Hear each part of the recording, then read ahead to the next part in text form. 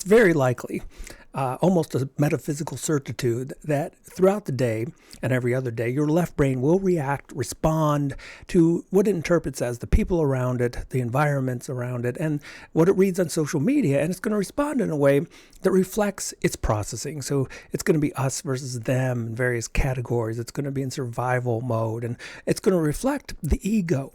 And so when it responds, it's going to be offended in so many ways. And because we've become more dependent on left brain processing, we're more easily and more often offended. And so what I want to do is take a reading from the New Testament and contrast it with the Old, and then give you a little bit of advice on this famous line of turn the other cheek. And again, we can contrast it with the Old Testament, which was just an eye for an eye. But then we read in Matthew, you have heard it said that an eye for an eye and a tooth for a tooth. But I tell you, do not resist an evil person. If anyone slaps you on the right cheek, turn to them the other cheek. And so turn the other cheek has become this philosophy that's tied in and reflects Eastern compassion. And we know it's a really good place to respond from, but we're not always sure how to get there. And so in the video, I want to show you that this is a very interesting passage because from an obvious literal perspective, it really doesn't make sense. And so when we say if someone strikes you on your right cheek, well, that would mean they'd be left-handed. And we know that the handedness of humans has stayed stable for hundreds of thousands of years. So 80% or more of us have been right-handers for most of our history. And so if we're right-handed, if we were going to strike someone, we would actually strike them on their left cheek. So that's a hint. Maybe we shouldn't take this too literal. And I don't know how much neuroscience people knew 2,000 years ago. It's very possible they may have understood the cross-wiring of the brain and body relationship. So the left brain controls and monitors the right half of the body. The right brain controls and monitors the left half of the body. So there's this massive crossover. No one's exactly sure why that crossover evolved or why it exists, but it does.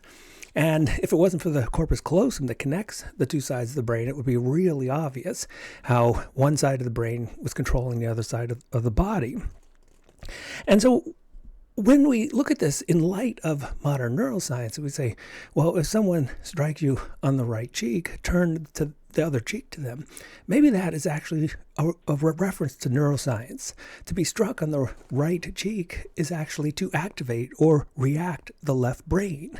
And so maybe the message here is if someone activates or gets your left brain to respond, turn the other cheek, which is to say, respond with a right hemisphere response. And there's a couple ways we can do this, and I'll go through them because some of them are really just tricks that we've learned from neuroscience. So if you feel yourself getting offended, there's something as simple as clenching your left fist activates the right brain.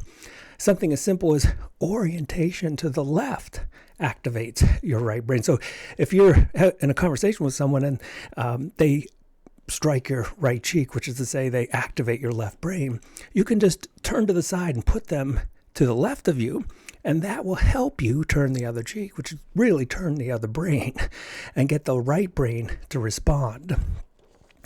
But we also know that the right brain is behind compassion, mindfulness, and being in the present moment. In fact, there's even a section in the right brain, the parietal temporal junction in the right brain, that helps us empathize with others.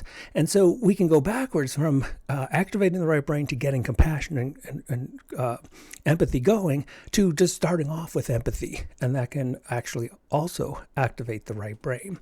And if all else fails and you want to turn the other cheek, but you're just not sure how to turn the other brain on and respond from a right brain perspective, you can always rely on the false identity behind the programming of the left brain. So one of the reasons we say, well, I'm offended, is because we're identifying with left brain processes. More accurately, it would be my left brain has responded to something I read. My left brain has responded to something that you said to me. With that understanding, we break our identification with the left brain. So when all else fails and you really want to give a compassionate response to someone who has upset you, you can rely on the fact that the part that's offended isn't even you in the first place.